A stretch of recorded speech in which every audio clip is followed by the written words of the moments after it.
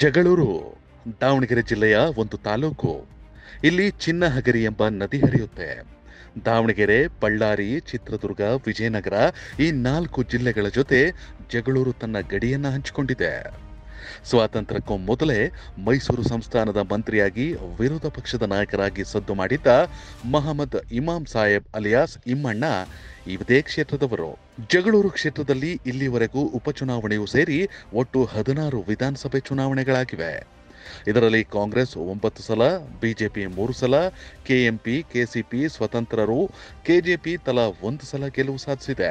ಜಗಳೂರು ಕ್ಷೇತ್ರದಲ್ಲಿ 1952ರಿಂದ 1989ರವರೆಗೆ ಕಾಂಗ್ರೆಸ್ನ ದಿವಂಗತ ಜಿಎಚ್ ಅಶ್ವತ್ಥ ರೆಡ್ಡಿ ಸತತ 6 ಬಾರಿ ಗೆಲುವು ಸಾಧಿಸಿ ಸೋಲಿಲ್ಲದ ಸರದಾರ ಅನ್ಸ್ಕೊಂಡಿದ್ರು. ಸಾಮಾನ್ಯ ಕ್ಷೇತ್ರವಾಗಿದ್ದ ಜಗಳೂರು 2008ರಲ್ಲಿ ಕ್ಷೇತ್ರ ಪುನರ್ವಿಂಗಡಣೆ ಆದ ಮೇಲೆ ಎಸ್ಟಿ ಮೀಸಲು ಕ್ಷೇತ್ರವಾಗಿ ಬದಲಾಯಿತು. 2008ರಿಂದ 2018ರವರೆಗೂ ಎಸ್.ವಿ. ರಾಮಚಂದ್ರ ಮತ್ತು ಎಚ್.ಪಿ. ರಾಜೇಶ್ ನಡುವೆ ಜಿದ್ದಾಜಿದ್ದಿ ನಡೆಯುತ್ತಾ ಬಂದಿತ್ತು. ಅವರೊಮ್ಮೆ ಇವರೊಮ್ಮೆ ಆಯ್ಕೆಯಾಗುತ್ತಿದ್ರು. ಆದರೆ 2023ರ ವಿಧಾನಸಭಾ ಚುನಾವಣೆಯಲ್ಲಿ ತ್ರಿಕೋನ ಸ್ಪರ್ಧೆ ಏರ್ಪಟ್ಟಿತ್ತು. ಬಿಜೆಪಿ ಕಾಂಗ್ರೆಸ್ಗೆ ಪಕ್ಷೇತರವಾಗಿ ಸ್ಪರ್ಧಿಸಿದ್ದ ಎಚ್.ಪಿ. ರಾಜೇಶ್ ಪೈಪೋಟಿ ನೀಡೋ ಸವಾಲು ಹಾಕಿದ್ರು. ಕೊನೆಗೆ ಮತದಾರ ಮಾತ್ರ ಸಾಮಾನ್ಯರಲ್ಲಿ ಸಾಮಾನ್ಯರಂತಿದ್ದ ಕಾಂಗ್ರೆಸ್ನ ದೇವೇಂದ್ರಪ್ಪ ಕೈ ಹಿಡಿದ್ರು.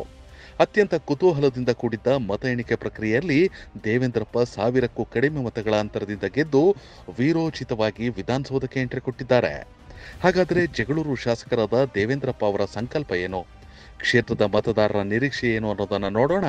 ಕನೆಕ್ಟ್ ಕರ್ನಾಟಕ ಅರ್ಪಿಸುವ ಎಂಎಲ್ಎ ರಿಪೋರ್ಟ್ ಕಾರ್ಡ್ನ ಈ ಎಪಿಸೋಡ್ನಲ್ಲಿ.